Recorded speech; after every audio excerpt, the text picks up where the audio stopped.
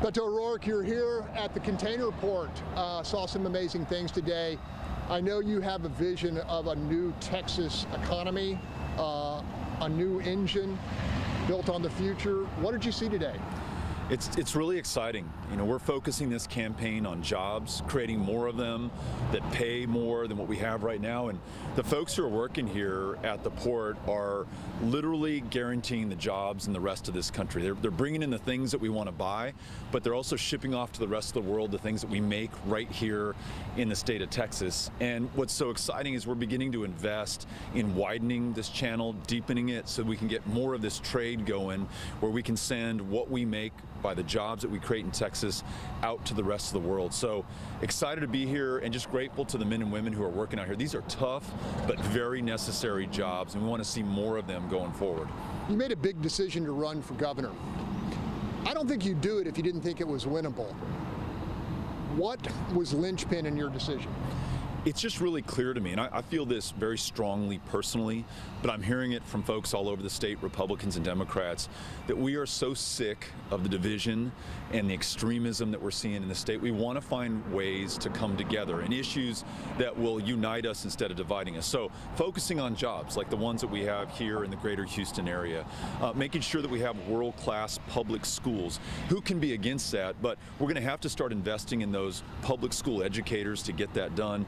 And then common sense things like expanding Medicaid, when there have been about $100 billion left on the table of federal money that could have come to Texas to make sure that more people can see a doctor and that we can hire more doctors and healthcare providers here in Houston, but also in rural communities that are losing clinics and hospitals by the day. These are things that Republicans and Democrats alike can unite over. So there's that, and then there's Greg Abbott and the fact that especially over this last year with the grid failure, with the inability to meet the COVID pandemic, and then the extremism on abortion, on guns, on schools, and all this stuff on the curriculum, folks want us to get back to the big things again, and that's the campaign that we're running. Look, Texans are still furious about what happened in February. They're going to be paying on both their gas bill and their electric bill for decades for our lack of preparedness. And I heard a Republican say last week that Governor Abbott has bet his campaign on this issue, that he can get us through to the next election without another deadly, dangerous grid shutdown. Is this a huge issue in this election? Abbott has literally bet this state on the weather because ERCOT itself has said that if we see another extreme weather event like we had in February, we are 40% under capacity to meet the demand needs that we have, which means in common language that I can understand, we won't be able to keep the lights on, the heat running, or the water flowing. The pipes will freeze again, then they'll bust and flood these homes that were already flooded in Harvey and other storms that have hit this area, and now we're flooded from the grid.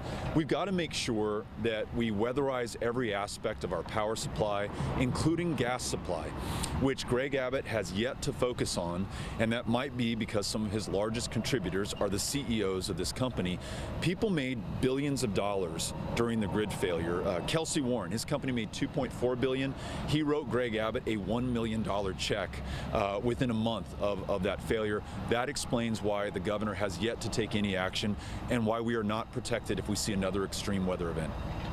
Beto, both you and I have spent a good chunk of our life on the Texas border. We know it's a very complicated issue, and it's one of big concern to Texans and Hispanic Texans as well, what's going on. What would you do different than the current governor? We don't need any more photo ops, which our current governor really excels in. We need solutions. So we need to have order at the U.S.-Mexico border.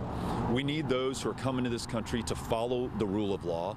And we need this country to follow our own laws when it comes to asylum and refugee applications. And then we need to listen to Texans, especially those who live on the border, in rewriting our laws to meet the needs that we have. There's huge demand for workers from other countries to come here, many of whom, perhaps the majority, don't want to become U.S. citizens, don't want to lead their whole lives here. They want to make money, provide for their families, and return to their countries of origin. Let's ensure that we have a program that does that and have Texas lead the way in writing that. I want to partner with the federal government, whether it's a Republican or a Democratic administration, to make sure that we have immigration laws that meet our demands, that meet our challenges, and that meet our values here in Texas. We are a state of immigrants. We're proud of that, so let's make sure that we have laws that reflect that. Climate change is a concern, and we are in a state that produces more oil and more natural gas than any other state, and in fact is a huge source of wealth. Can we have both energy production of the future while not turning our back on what has been a core source of wealth and jobs in this state? People in the oil and gas industry, including the men and women in the fields, have secured energy independence for this country. They are creating jobs and wealth and opportunity throughout this state. I don't want that to go anywhere at all, because the demand for oil and gas will continue into the foreseeable future. We just need to make sure that we expand our leadership role when it comes to energy to include things like geothermal and wind and storage, and in fact the very technologies that are being developed in Houston right now that are pioneered in this state. I want to make sure that Texas wins the future, and the future is going to be oil and gas and renewable energy as well. That is ours to lose, and as governor, I'm going to make sure that we are focused on all of the above. A Democrat can't win in this state unless they win Harris County and a good chunk, 65, 70% of the Latino vote. You've done both before. President Biden has a 55% disapproval rate right now. I think much of it is concern over the border. Does that worry you, and how do you lock in those key constituencies? This campaign is about Texas. I am focused on my fellow Texans. When we talk about jobs, great schools, expanding Medicaid so that everybody can see a doctor, this brings everyone in the state together, regardless of our differences, including of party affiliation. There were 500,000 voters in 2018 who voted for Greg Abbott for governor and voted for me for U.S. Senator. I know that with our message that brings people together, we can win those voters. And I know that Greg Abbott, with the grid, with the COVID response, with this extremism on abortion and other issues, has lost many of those voters.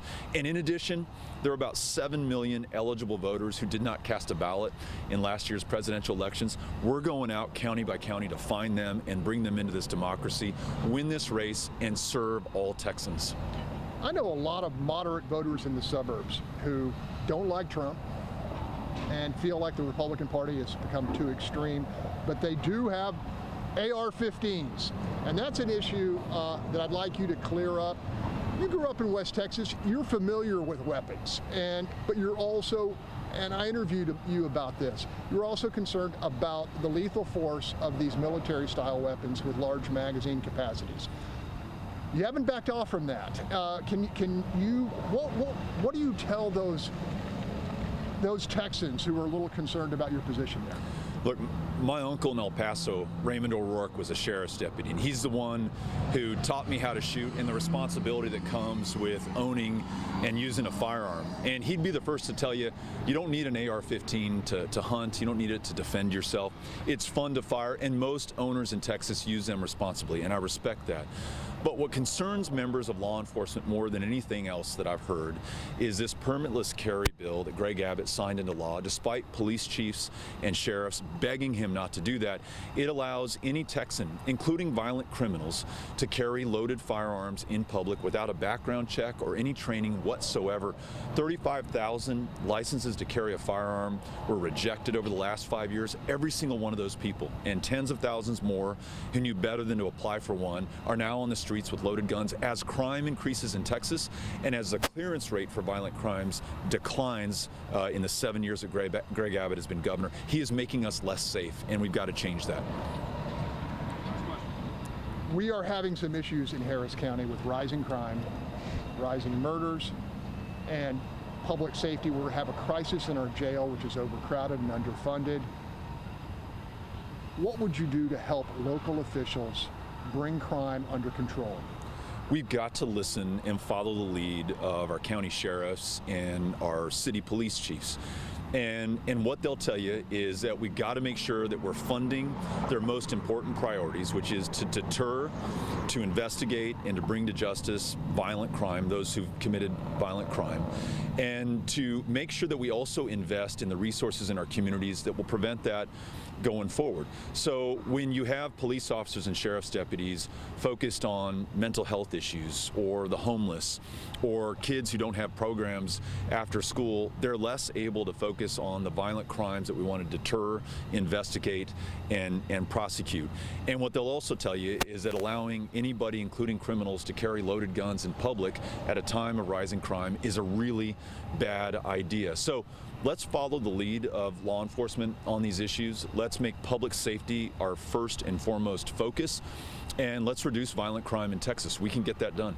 Last one, Joe, I promise. 70% of Texans say it's time to legalize cannabis. You think that's a good idea? We've got to legalize marijuana. It's absolutely crazy that in this state we are locking up people for possession of a substance that's legal in most of the rest of the country right now.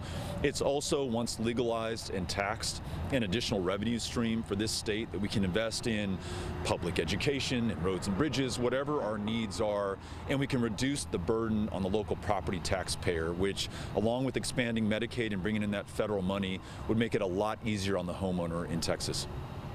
Beto, it's always good to talk to you. Thank you so much. We're going to do it again. Yeah, thank you. Grateful.